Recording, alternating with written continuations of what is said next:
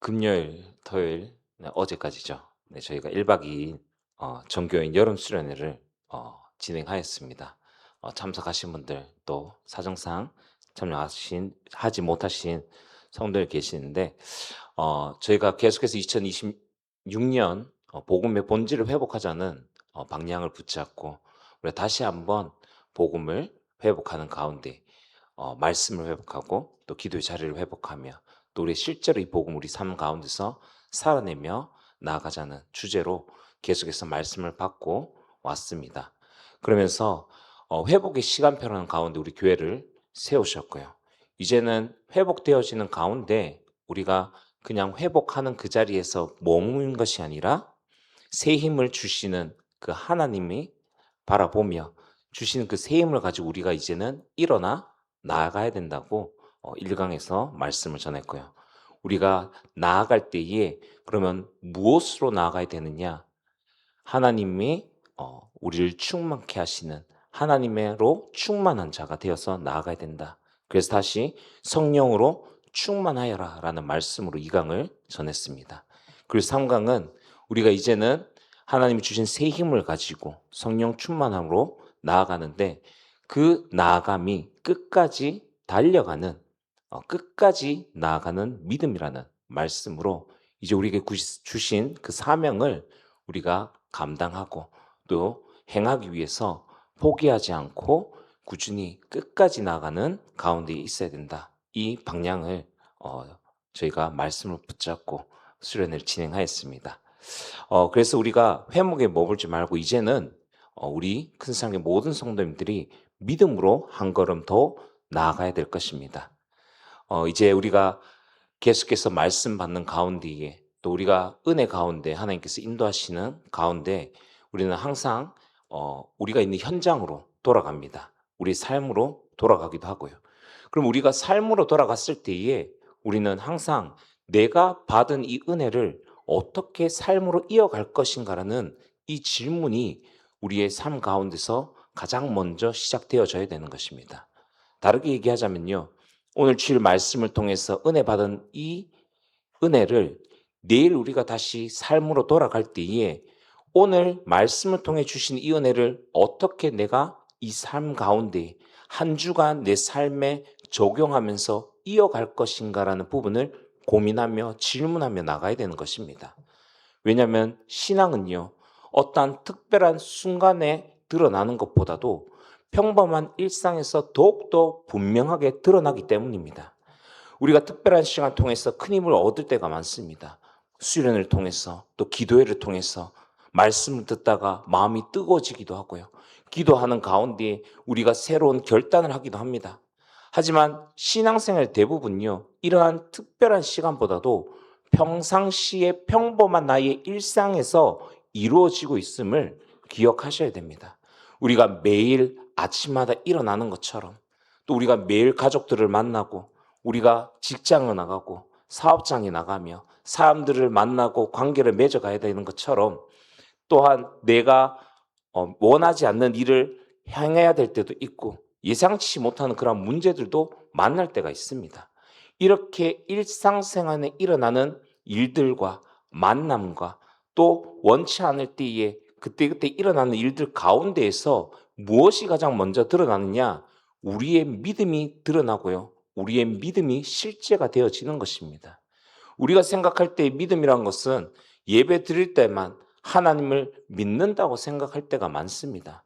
하지만 예배 드릴 때만 하나님을 믿는 것이 아니라 우리가 우리의 일상으로 돌아가서 그 현장에서도 하나님을 믿는 것이며 기도할 때만 하나님을 바라보는 것이 아니라 우리가 있는 일상 속에서 계속해서 우리는 하나님을 바라보며 특히나 우리가 어떠한 문제 가운데 있을 때에 하나님을 바라보는 것. 말씀을 들을 때만 우리가 아멘으로 응답하는 것이 아니라 우리의 삶 가운데서도 그 삶 가운데 말씀으로 이끌어 가시는 그 말씀에 우리가 선택하며 아멘하며 따라 나가는 것. 이것이 신앙인 것입니다. 그래서 야고보서 1장 22절에 너희는 말씀을 행하는 자가 되고 듣기만 하여 자기를 속이는 자가 되지 말라라고 말씀하시는 것처럼 듣는 것에서 멈추는 것이 아니라 이제는 들은 그 말씀을 내게 주신 그 은혜를 어떻게 내 삶 가운데 계속해서 이어나갈 수 있을까?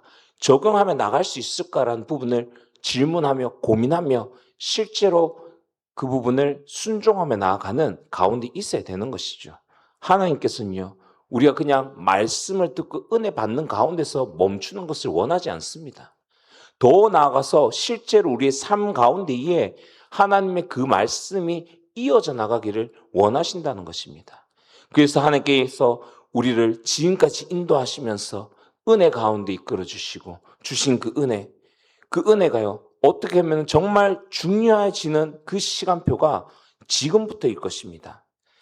그런데 우리가 이런 좋은 결심, 은혜 가운데서 결심하고 은혜 가운데서 그래, 내가 이제는 말씀대로 나아가야겠다. 그래, 이제는 내 삶의 말씀을 적용하며 말씀에 순종하며 나아가겠다라고 결단하고 결심하지만 그 결심이 오래가지 않을 때가 너무나도 많습니다. 왜 그럴까요? 우리 말씀을 들으면서요, 그래, 잘해야지, 달라져야지, 그래, 사랑하라고 했으니까 사랑하고 용서하고 힘들 때 주님을 바라보라고 했으면 바라봐야겠다라고 합니다. 근데 막상 삶을 돌아가면 어떻습니까? 결국엔 내 눈앞에 보이는 상황과 문제 가운데서 그 문제만 바라보지 우리가 들었던 말씀과 그 은혜를 잊어버릴 때가 너무나도 많다는 것이죠. 그러면 우리의 믿음이 부족해서 그런 것입니까? 처음 신앙생활을 하면요, 그렇게 생각하실 수도 있습니다. 예수님을 믿으면요, 아, 이제부터는 내 일이 모두가 다 잘 풀릴 것이다. 그래, 내가 교회 다니면은 문제가 다 해결되고 이제 내 삶이 더 이상 흔들리지 않고 안정적일 것이다 라고 생각할 수 있습니다. 하지만요, 예수님을 믿는다는 것은 예수님을 믿음을 통해서 우리의 삶 가운데 내 인생의 어려움이 사라진다는 것이 아닙니다. 그리스도인이 된다는 것은요, 갑자기 내 의지가 강해지고 힘이 생기고 해서 내가 무엇이든지 하고 이겨내고 넘어설 수 있는 사람이 된다는 뜻도 아닙니다. 오히려 복음은요, 우리 스스로를 구원할 수 없는 사람이라는, 우리가 연약하고 부족하다는 죄인인 것을 깨닫게 하는 것에서부터 시작되어지는 것입니다. 우리가 죄와 죽음의 문제를 스스로 해결할 수 없기 때문에, 그래서 하나님께서 예수 그리스도를 보내주셨다. 그 예수 그리스도를 통해서만이 우리가 죄와 죽음의 문제에서 벗어날 수 있다는 것을 깨닫게 하시는 것입니다. 그래서 오늘 바울이 편지를 시작하면서 1절에 뭐라고 합니까? 하나님의 뜻으로 말미암아 그리스도 예수 안에 있는 생명의 약속대로 그리스도 예수의 사도된 바울은이라고 얘기하죠. 여기서 그리스도 예수 안에 있는 생명의 약속이라는 말씀을 합니다. 즉 우리의 신앙의 중심은요, 나의 의지와 나의 결심으로 되어진다는 것이 아닙니다. 무엇으로 되어집니까? 우리의 신앙의 중심은 무엇입니까? 예수 그리스도입니다. 우리가 하나님께 나아갈 길을 스스로 만들지 못하기 때문에 우리가 우리의 죄에서, 죽음의 문제에서, 죄로 인해서 오는 모든 가정의 문제, 자녀의 문제, 영적인 문제, 이러한 부분에서 나의 노력으로, 다른 사람의 도움으로 벗어날 수 없기 때문에 그 문제를 해결하기 위해 예수님께서 이 땅에 오셨고 십자가와 부활을 통해서 우리를 생명의 길로 인도하시고 그 문을 열어주셨다는 것. 그래서 우리의 믿음의 신앙의 중심이 무엇이냐? 그 길이 되신, 생명의 길 되시자 생명의 중심 되신 예수 그리스도가 우리 삶의 중심이 되어야 되는 것입니다. 그래서 그리스도인의 삶은요, 주님이 오늘도 나를 인도하시기에 오늘도 내가 주님을 의지하겠다, 이 생각이, 고백이 중심이 되어야 하는 것입니다. 오늘 디모데후서는요, 이러한 고백을 하는 사람들에게 주어진 말씀입니다. 오늘 디모데후서의 말씀을 이제 살펴보려고 하는데요, 디모데후서는 바울이 자신의 생애 마지막 시기에 사랑하는 동력자 디모데에게 보낸 편지입니다. 당시 바울은요, 복음을 전하는 가운데 감옥에 갇히게 되었습니다. 교회에 처한 상황도요, 쉽지 않은 상황이었습니다. 너무나도 어려운 상황이 있었죠. 그런 상황에 바울은요, 앞으로 복음을 전하고 교회를 섬겨야 될 디모데에게 중요한 말씀을 남깁니다. 오늘 디모데에게, 야, 교회가 이렇게 힘들고 어려우니까, 성도들이 이렇게 어려운 가운데 있으니까 네가 먼저 힘을 내고 너가 흔들리지 않아야 되고 강해야 된다라고 얘기하지 않습니다. 오늘 6절에 뭐라고 합니까? 내가 나의 안수함으로 내 속에 있는 하나님의 은사를 다시 부릴 듯하게 하기 위하여 너로 생각하게 하노니라고 합니다. 디모데에게 하나님이 주신 은사를 다시 부릴 듯하게 하라고 권면하는 것이죠. 여기서 오늘 설교의 제목이 나오는 것이죠. 다시 불붙게 하라. 불붙게 하라는 말씀은요, 단순히 우리의 감정, 가슴을 뜨겁게 하라라는 것이 아닙니다. 오늘 다시 불붙게 하라는 것은 하나님께서 주신 것을 소홀히 하지 말아라. 하나님께서 맡기신 우리의 삶과 시간과 사명을 믿음으로 감당하라는 말씀입니다. 그래서 우리가 계속해서 하나님의 은혜 가운데 나오는, 살아가는 가운데, 하나님의 은혜로 우리의 인생 이끌고 가시는 가운데 우리에게 주신 그 말씀을 붙잡고 우리는 어떻게 살아갈 것인가라는 부분을 고민해 보아야 되는 것이죠. 그렇다면 우리는 다시 믿음으로 살아가기 위해서 가장 먼저 필요한 것은 무엇일까요? 첫 번째입니다. 우리가 받은 은혜를 기억하시기 바랍니다. 바울은 디모데에게요, 다시 불붙게 하라고 권면하기 전에 먼저 받은 은혜가 무엇인지 기억하게 합니다. 3절 말씀 보시면요, 내가 밤낮 간구하는 가운데 쉬지 않고 너를 생각하여 라고 합니다. 이어서 5절에 이는 내 속에 거짓이 없는 믿음이 있음을 생각함이라. 이 믿음은 먼저 내 외조모 로이스와 내 어머니 유니게 속에 있더니 내 속에도 있는 줄 확신하노라 라고 합니다.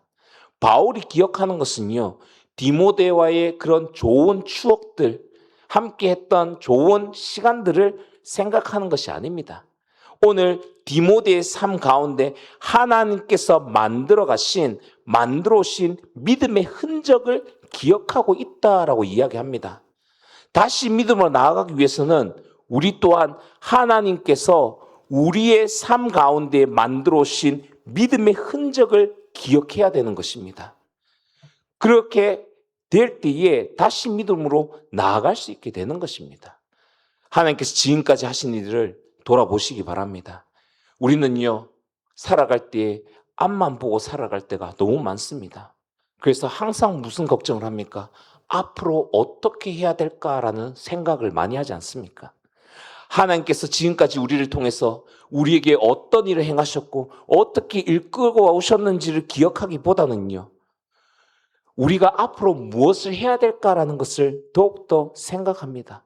특히나 어려움이 우리 삶 가운데 찾아올 때 더욱더 어떻게 해야 되나라는 것을 생각하지요. 지금 해결되지 않은 문제 하나가요, 어떻게 보면 지금까지 받았던 은혜를 모두 가려버릴 때가 너무나도 많습니다. 그러나 오늘 바울은 디모데에게 현재 눈앞에 보이는 두려움과 어려움을 보지 말라고 이야기합니다. 그래서 내 속에 거짓이 없는 믿음이 있음을 생각함이라고 얘기하죠. 여기서 거짓이 없는 믿음이란 것은 완벽한 믿음을 얘기하는 것이 아닙니다. 한 번도 흔들리지 않는 믿음이란 뜻도 아닙니다. 겉으로 믿는 척하는 것이 아니라 진실되게 하나님을 믿고 하나님만을 의지하는 믿음을 이야기하는 것이죠. 그 하나님만을 믿고 하나님만을 의지한다는 그 믿음이 누구에게 있다고 합니까? 디모데에게 있다. 다시 말하면요, 하나님이 이미 내 삶 가운데 일하고 계신다. 그 하나님이 너와 함께 계신다. 그러니까 그 하나님만을 의지하라고 우리에게 이야기하고 있는 것입니다. 예수님이 처음 만나게 된 과정 어떻습니까? 우리가 어려운 가운데 하나님께서 어떻게 인도하셨습니까? 그냥 지나가시게 하신 시간도 있습니다. 기도 가운데 위로하셨던 시간도 있고요. 말씀으로 우리를 위로하시고 힘을 얻게 하실 때도 있습니다. 때로는 아무것도 느끼지 못할 때도 있고요. 지나가 보니 하나님께서 나를 지켜주셨음을 깨닫게 될 때도 너무나도 많습니다. 이처럼요, 우리는 지금까지 나를 인도해 오신 하나님의 은혜를 기억하면서 오늘 바울이 디모데에게 말했는 것처럼 내 속에 거짓이 없는 믿음이 있음을 생각하라. 우리가 온전히 하나님을 믿고 의지하는 하나님만을 바라보는 그 믿음이 우리에게 있다는 것을 기억하시기 바랍니다. 그리고 그 믿음을 가지고 다시금 하나님이 지금도 나를 붙드시고 지키시며 인도하고 계신다는 것을 기억하시고 내 앞에 보이는 지금 눈앞에 보이는 어려움과 문제에 흔들리지 마시기 바랍니다. 지금 내 앞에 있는 문제 가운데서도 지금 이 순간에도 하나님께서는 일하고 계십니다. 시편 103편 2절에 내 영혼아 여호와를 송축하며 그의 모든 덕을 잊지 말지어다 라고 이야기하죠. 이것이 우리 신앙생활 가운데에 우리가 꼭 기억해야 되는 부분입니다. 하나님의 은혜를 잊으면요, 우리는 지금 내 눈앞에 있는 문제가 더욱더 커져 보일 수밖에 없게 됩니다. 하지만 하나님께서 지금까지 하신 일을 기억하면요, 현재 문제, 내 눈앞에 보이는 어려움은요, 그냥 잠시 스쳐 지나가는 하나의 상황이자 내가 하나님의 그 인도하신 가운데 나아가는, 지나쳐 나가는 기름을 보게 될 것입니다. 하나님께서 지금까지 어떻게 우리를 인도하셨습니까? 하나님께서 우리를 어떻게 복음을 깨닫게 하시고 또 이 자리까지 인도하셨습니까?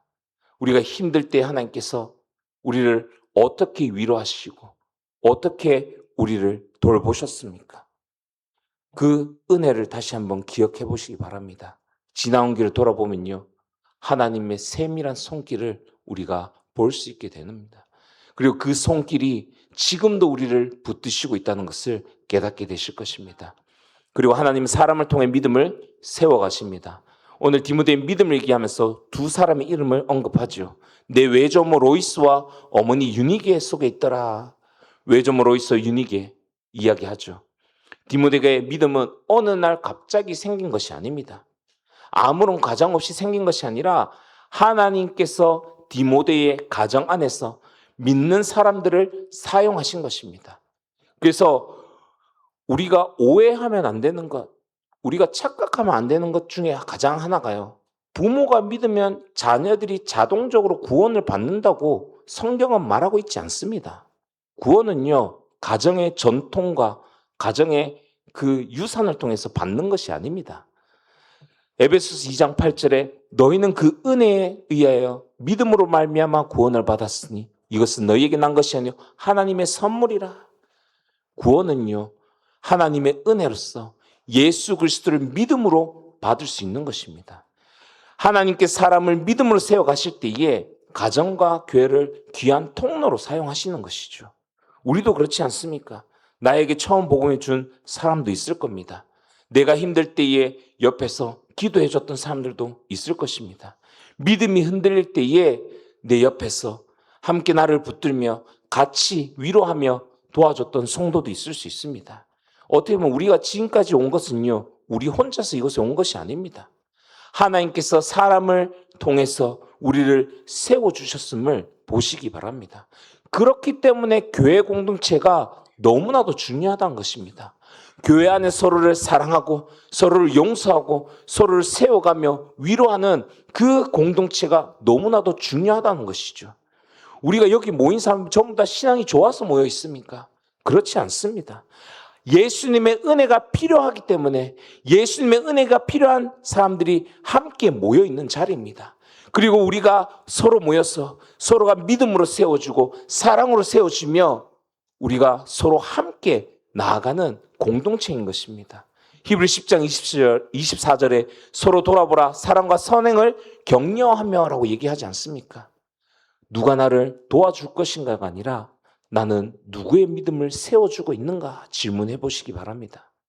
우리가요, 계속해서 말씀을 통해서 우리 성도들과의 사이가, 관계가 회복되어지고 있다면은 그 관계는요, 이제는 회복에서 멈추는 게 아닌 한 발자국 더 나가야 될 것입니다. 단순히 사이가 좋아지는 것은 끝난 것이 아니라 이제는 서로 믿음을 세워주는 관계가 되어져야 될 것입니다. 그리고 더 나가서 우리의 믿음은 다음 세대에게 보여주어야 합니다. 로이스에게 있었던 믿음이 유니게에게 갔고요. 유니게의 삶을 보았던 믿음이 이제는 디모데에게서 나타난 것을 볼 수 있습니다. 우리 자녀들의 모습을 보며 자녀들은 우리의 모습을 보면서 믿음을 배우고 있습니까? 부모는요, 자녀들에게 많은 것을 준비해 줍니다. 좋은 교육을 받게 하고 싶어서 많은 학원들도 보내죠. 될 수 있으면 하나라도 더 배울 수 있게끔, 하나로 더 경험할 수 있게끔 도움을 줍니다. 좋은 환경, 좋은 교육의 환경을 만들어주고요. 또 앞으로 살아가는데 어려움이 없도록 준비해주고 싶어 합니다. 모든 것이 중요하죠. 그러나 그리스도인이 부모가 된 우리는요, 자녀들에게 반드시 그 무엇보다도 먼저 중요하게 보여주어야 할 것이 있습니다. 예수님을 믿고 살아가는 사람의 모습이 어떤 것인지를 보여주어야 하는 것입니다. 신명기 6장 6절에서 7절에 오늘 내가 네게 명하여 이 말씀을 너는 마음에 새기고 네 자녀에게 부지런히 가르치며 라고 얘기하고 있죠. 어떤 순서입니까? 먼저 무엇부터 하라고 합니까? 너는 마음에 새기고 라고 합니다. 먼저 가르치기 전에 우리 마음에 먼저 말씀을 새게 됩니다. 그 다음에 뭐라고 합니까? 내 자녀에게 부지런히 가르치며, 내게 먼저 새기고 그 이후에 자녀에게 부지런히 가르치라고 얘기합니다. 내 마음에 새기지 않으면요, 말씀을 자녀에게 그냥 말로만 가르치는 것으로 끝나버리는 것입니다. 자녀는 부모가 어려울 때 어떻게 그 어려움을 대처하고 이겨나가는지를 바라봅니다. 그래서 문제가 생겼을 때요, 부모님이 그 문제를 어떻게 바라고 해결하며 이겨나갔는지를 배운 그대로 자신의 삶 가운데서 문제를 헤쳐나갑니다. 문제가 생겼을 때 기도했다면 기도하는 자리에 가게 되고요. 잘못했을 때 부모님이 자신의 잘못을 먼저 인정하면요, 자녀들도 잘못 가운데 자신의 잘못을 인정하는 가운데 있습니다. 부모가 예배를 얼마나 소중하게 여기는지 보면은 자녀들의 삶 가운데 예배가 우선순위이자 가장 소중하게 여겨지게 되는 것입니다. 부모가 다른 성도들에게 어떻게 행하는지를 보면서 다음 세대 또한 그러한 신앙의 교육이 세워지고 믿음이 세워지게 되는 것입니다. 그냥 교회 가야 된다, 교회 잘 다녀와라 하는 것이 아닌 아빠와 엄마가 믿는 예수님이 얼마나 소중한 분인지를 삶을 통해서 보여줘야 한다는 것인 것이죠. 물론 우리가 완벽해야 된다는 뜻은 아닙니다. 오히려 실수했을 때요, 그 실수를 인정하고 회개하며 다시 주님께로 돌아가는 그 모습까지도 믿음의 교육이 될 수 있는 것입니다. 그래서 가정과 교회에 함께 다음 세대에게요, 우리는 이러한 믿음을 보여주고 이 믿음을 전하는 가운데 있어야 되는 것입니다. 우리가 가장 기억해야 될 것은, 가장 큰 은혜는 예수 그리스도임을 기억하시기 바랍니다. 우리가 받은 은혜를 생각할 때 무엇을 가장 떠올립니까? 많은 사람들이요, 건강이요, 가족과 또 자신들이 일하는 그 일과 그 일로 통해서 얻는 물질들, 그리고 기도의 응답일 수가 있습니다. 이 모든 것이요, 어떻게 보면 하나님의 선물입니다. 하지만 성경에서 가장 큰 은혜는요, 하나님께서 우리에게 예수 그리스도를 보내주셨다는 것입니다. 그래서 1절에 그리스도 예수 안에 있는 생명의 약속대로, 즉 생명은 그리스도 예수 안에 있음을 이야기하는 것이죠. 우리의 가장 큰 문제는 환경이 좋지 않은 것이 아니라 죄로 인해서 하나님과 멀어지는 것, 그것이 우리 인생의 가장 큰 문제이자 가장 근본적인 문제임을 기억해야 되고요. 그 문제는 우리 스스로가 해결할 수 없다는 것. 그렇기 때문에 그 문제를 해결하기 위해 예수님께서 오셨다는 사실을 기억해야 되는 겁니다. 로마서 5장 8절, 우리가 아직 죄인 되었을 때 그리스도께서 우리를 위하여 죽으심으로 하나님께서 우리에게 대한 자기의 사랑을 확증하셨느니라. 예수님께서 우리 죄를 대신하여 십자가에 죽으시고 부활하셨습니다. 그 예수 그리스도를 믿는 사람은 하나님과 화목하게 되고 새로운 생명을 얻게 되는 것입니다. 이것이 우리가 받은 가장 큰 은혜임을 믿으시기 바랍니다. 그래서 상황이 어렵다고 했어요. 하나님 우리에게 주신 이 은혜가, 가장 큰 은혜가 사라지는 것이 아닙니다. 기도한 것이 이루어지지 않았다, 그렇다고 해서 하나님이 우리를 사랑하지 않으신 것, 그것도 아니죠.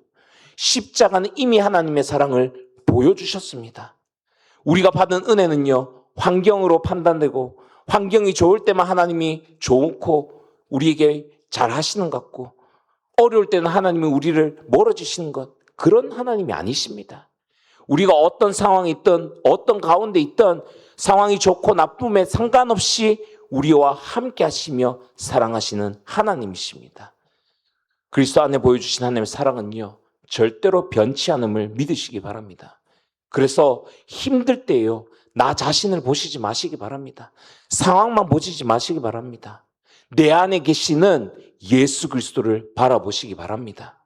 지금도 나를 사랑하시고 사랑하여 나를 구원하셨고 하나님 자녀의 살을 세우시고 지금도 나를 붙드시고 사랑하시는 예수 그리스도를 바라보시기 바랍니다. 그래서 오늘 말씀을 통해서 받은 은혜를 계속 기억하면서 과거에 받은 은혜가 우리의 오늘의 믿음과 순종으로 이어져 나가야 될 것입니다. 그리고 두 번째입니다. 다시 믿음으로 시작하시기 바랍니다. 바울은 6절에 그러므로 내가 나의 안수함으로 내 속에 있는 하나님의 은사를 다시 부릴 듯하게 하기 위하여 너로 생각하게 하노니 라고 얘기하죠. 내 속에 있는 그리고 다시 부릴 듯하게 라고 얘기합니다. 하나님께서 우리에게 주신 것을요, 우리는 다시 사용하는 자리에 있어야 됩니다. 내 속에 있는 하나님의 은사를 얘기하죠. 하나님이 우리에게 맡기신 사역을 감당할 수 있기 위해 주신 선물과 능력을 이야기하는 것입니다. 중요한 것은 그 은사의 출발이 디모데가 아니라 하나님의 은사라고 얘기하는 것이죠. 즉 하나님이 주신 것이라는 것입니다. 그래서 하나님이 디모데에게 이미 하나님이 우리에게 주신 것을 다시 사용하라고 이야기하는 것이죠. 그렇다면 우리는 어떠한 은사를 받았는지, 우리가 어떤 은사 가운데 우리를 세우셨는지 우리는 알아야 될 것입니다. 우리가 은사라고 얘기하면요, 너무나도 크게 생각할 때가 너무 많습니다. 기도했을 때에 아픈 것이 치유되어지고 안전병이 일어나는 것, 이런 기적 같은 일들이 은사라고 생각할 때가 너무 많습니다. 하지만요, 하나님이 우리에게 주신 은사는 그러한 것도 있을 수 있지만 그렇지 않은 것도 있습니다. 어떤 은사가 있습니까? 사랑해야 되는 것을 알고 사랑하는 가운데 있는 것. 위로한 사람이 있어야 된다면 그 사람을 위로하는 자리에 있는 것. 그 한 사람을 위해 기도해야 되면 기도의 자리에 있는 것. 용서해야 되면 다시 용서하는 것. 섬겨야 되는 자리에 있으면 섬기고 헌신하는 자리에 있으면 헌신하는 자리에 있는 것. 그 모든 것이 우리에게 주신 은사인 것입니다. 그리고 그 은사의 자리에서 우리가 순종하며 우리에게 주신 그 사역을 감당하는 것이 순종의 자리에 들어가는 것이죠. 그래서 우리가 말씀을 많이 듣는 것도 중요하지만 말씀을 듣고 그 말씀 우리 삶으로 이어나가는 것이 너무나도 중요합니다. 그래서 우리가 무엇을 더 받을까를 생각하는 것이 아니라 이미 내게 맡기셨고 주시는 것을 어떻게 내가 하나님의 기뻐하심을 위해 어떻게 내가 말씀에 순종하여서 사용할 것인가를 생각해야 되는 것이죠. 다시 불을 붙게 하라 하신 것처럼 우리가 다시 한번 우리에게 주셨던 그 은혜의 불을, 그 불씨를 다시 살피고 다시 타오르게 해야 되는 것입니다. 마음을 뜨겁게 해라, 감정을 뜨겁게 하라, 그러한 말이 아닙니다. 찬양하면 감격할 수도 있고요, 기도하면 눈물을 흘릴 수도 있습니다. 그렇다고 감정이 뜨겁다고 해서 반드시 우리의 믿음이 좋은 것은 아니죠. 감정이 평온하다고 해서 하나님께서 우리와 멀리 계신 것도 아닙니다. 우리의 마음이 뜨겁지 않은 믿음이 없는 것입니까? 라고 질문할 수도 있습니다. 그렇지 않죠. 믿음의 중심은 무엇입니까? 내가 느끼는 것보다도 내가 누구를 믿고 누구를 바라보며 누구를 의지하는가에 있는 것입니다. 우리의 믿음의 대상은 누굽니까? 예수 그리스도이십니다. 믿음의 주여 또 온전하게 하시니 예수를 바라보자. 어느 날은 기도가 잘 될 때도 있고요, 어느 날은 기도해도 어떠한 느낌이 없을 때도 있습니다. 기도의 자리가 점점 멀어질 때도 있고요, 말씀을 읽으면 그 말씀 한 절 한 절이 감동이 될 때도 있지만 말씀 읽는데 그 시간이 너무나도 힘들 때도 있습니다. 중요한 것은요, 그날의 감정에 따라 하나님을 믿는 것이 아니라 말씀하신 하나님이 신실하시기 때문에 그분을 믿고 따라가는 것입니다. 그래서 믿음은 감정에 따라가는 것이 아닌 다시 주님을 바라보며 순종하는 것에 있는 것입니다. 하나님의 은혜는요, 언제 우리에게 임하냐? 우리의 순종과 함께 따라갑니다. 하나님께서 은혜로 다 하신다면은, 그렇다면 우리가 아무것도 하지 않아도 된다는 것 아닙니까? 라고 질문할 수 있습니다. 하지만 빌립보서 2장 12절 13절 뭐라고 합니까? 두렵고 떨림으로 너희 구원을 이루라. 너희 안에 행하시는 이는 하나님이시니 자기의 기쁜 뜻을 위하여 너희에게 소원을 두고 행하게 하시나니 라고 합니다. 성경은 우리에게 순종하라고 말씀하시면서 동시에 우리 안에 일하시는 분은 누구라고 합니까? 하나님이라고 이야기하고 있습니다. 이것이 성경적인 균형입니다. 하나님께서 은혜를 주셨으니 이제 내가 아무것도 안 해야 된다라는 것이 아니라 반대로 모든 것을 내 힘으로 해야 된다는 것도 아니고 하나님이 먼저 은혜를 주셨기 때문에 우리는 그 은혜에 힘입어 그 은혜를 의지하면서 순종하며 나아가는 것입니다. 그래서 우리가요, 기도하는 자리에 있어야 되고요. 그 자리를 다시 회복해야 되는 것입니다. 우리 삶 가운데 계속해서 하나님의 말씀을 묵상하고 읽는 자리에 있어야 되고요. 그래서 예배하는 가운데 있어야 되는 것입니다. 그래서 사랑하고 서로를 섬겨야 되는 것입니다. 하나님께 사랑받기 위한 것이 아니라 이미 예수 그리스도 안에서 우리가 사랑을 받았기에 우리가 이렇게 살아가야 되는 것입니다. 그래서 에베소 2장 10절에 우리는 그가 만드신 바라 그리스도 예수 안에서 선한 일을 하여 지으심 받은 자니라고 하지 않습니까? 구원은 우리의 선한 행동을 얻는 것이 아니라 하나님께서 기뻐하신 삶을 향해 걸어가기 시작하는 그 구원받은 자의 삶이 만들어내는 변화인 것입니다. 구원받은 사람은요, 하나님께서 기뻐하신 삶을 향해 걸어가기 시작합니다. 이것이 복음이 만들어내는 변화인 것입니다. 그래서 다시 시작한다는 것은요, 작은 순종에서 시작되어짐을 기억하시기 바랍니다. 우리가요, 교회의 흐름 속에서 다시 시작하시기 바랍니다. 하나씩요, 작은 것부터 시작하시기 바랍니다. 자녀들이 걱정이 되어집니까? 또 우리가 있는 상황 속에서 많은 어려움들이 있습니까? 복음을 전하고 싶은 사람도 있습니까? 그렇다면 먼저 그 사람들을 위해 기도하시고 진심으로 사랑하시기 바랍니다. 스가랴 4장 10절에 작은 일의 날이라고 멸시한 자가 누구냐라고 얘기합니다. 하나님께서는요, 우리의 작은 결단과 그 결단을 순종하면서 나아가는 작은 순종을 사용하십니다. 오늘 드리는 짧은 기도, 오늘 읽는 말씀과 또 격려와 오늘 하는 작은 섬김, 이러한 것들이 다시금 우리의 믿음을 세워가는 시작이 되는 것입니다. 그래서 꼭 기억하시기 바랍니다.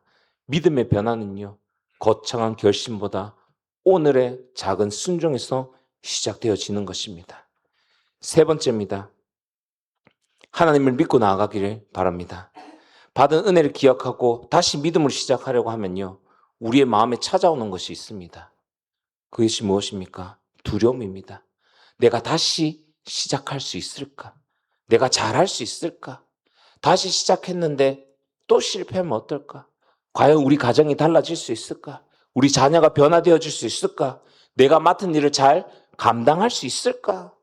그래서 오늘 바울이 디모데에게 뭐라고 합니까? 다시 부릴 듯하게 하라고 권면하고 난 이후에 7절에 하나님이 우리에게 주신 것은 두려워하는 마음이 아니요 오직 능력과 사랑과 절제하는 마음이니라고 합니다. 그렇습니다. 우리가 두려움을 이길 수 있는 근거는요, 하나님이 우리에게 주신 것이 있기 때문입니다.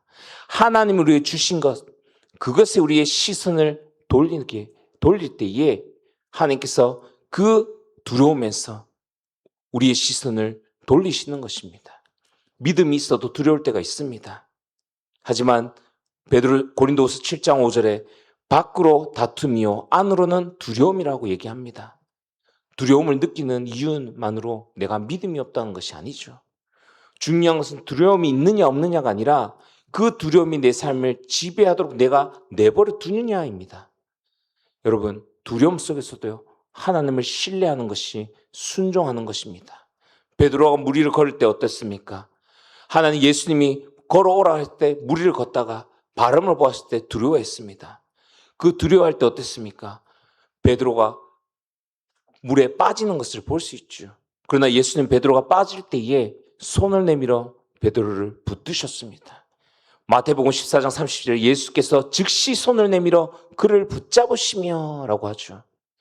우리가 흔들린 가운데서도요, 예수님께서는 즉시 손을 내밀어 우리를 붙드십니다. 그렇기 때문에 우리는 두려워할 필요가 없는 것입니다.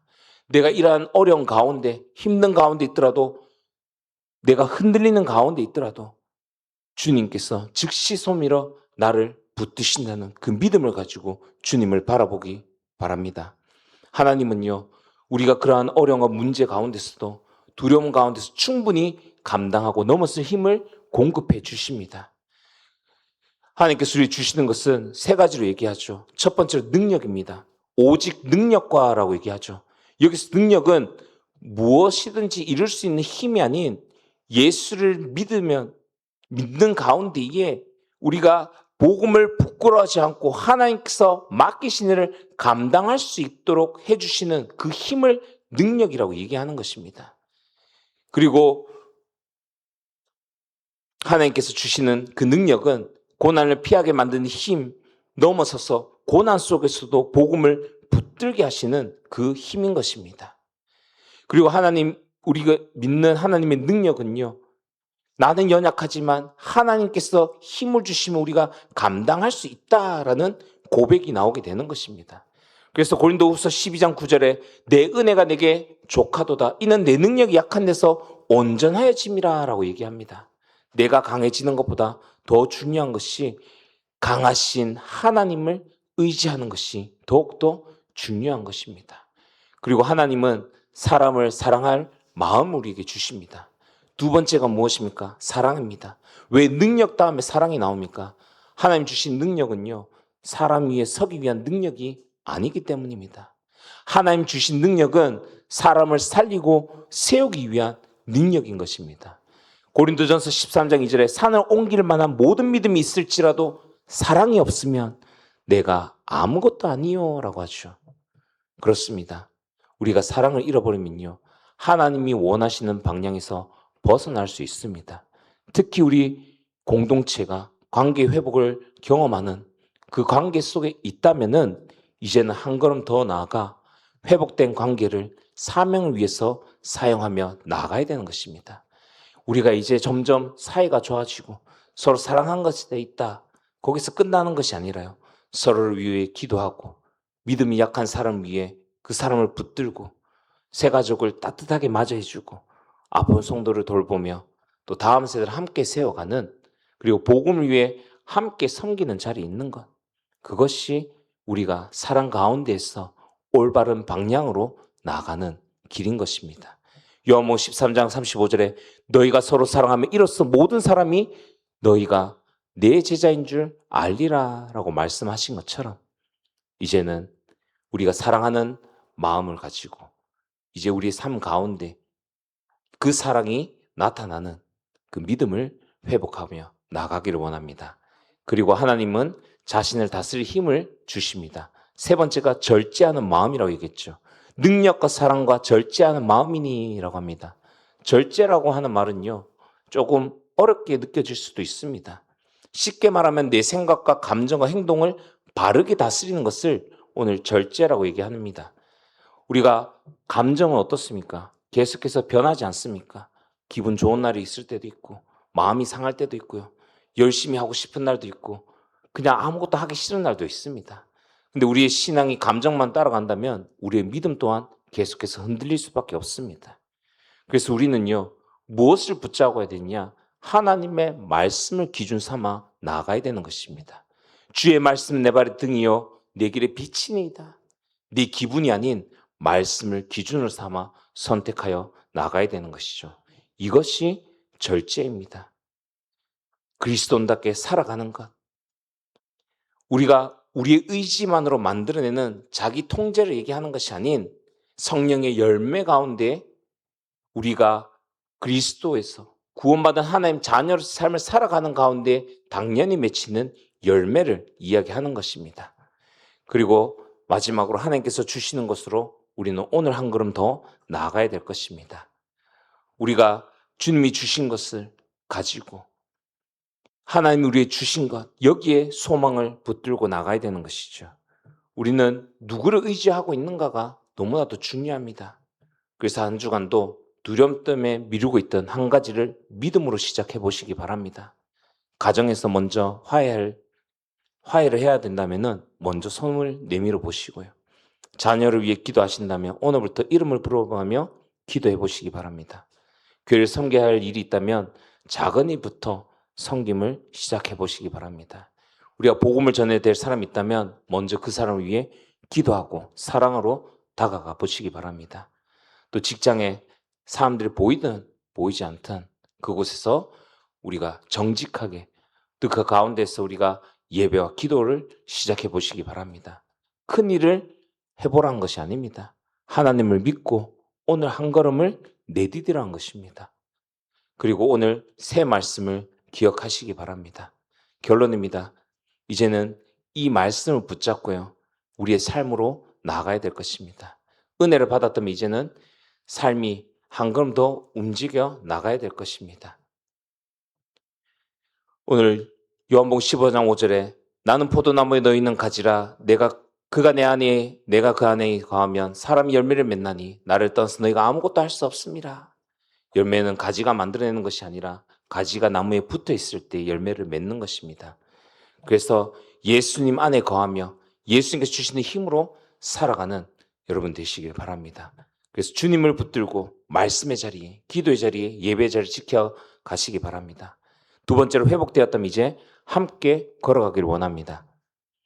관계 회복되었다면 서로 섬기면서 나아가는 너희가 한 마음으로 서서 한 뜻으로 복음의 신앙을 위하여 협력하는 것과 라고 하지 않습니까? 이처럼 이제 우리 교회가 이러한 공동체가 되기를 원합니다. 서로 부족하면 붙들어주고 함께 걸어가고 따뜻하게 품어주며 다음 세대를 세워주고 한 마음으로 복음을 위해 움직이는 교회가 되기를 원합니다. 그리고 세 가지를 시작하시기 바랍니다. 은혜를 기억하시고요. 다시 믿음으로 시작하시며 그리고 하나님을 믿고 한 걸음 더 나아가시는 그래서 한 주간도 주님이 주시는 은혜 가운데서 다시금 예수 그리스도를 바라보며 회복을 넘어 믿음으로 한 걸음 더 나아가는 우리 모든 큰산교회 성도님 되시기를 주님 이름으로 축원합니다.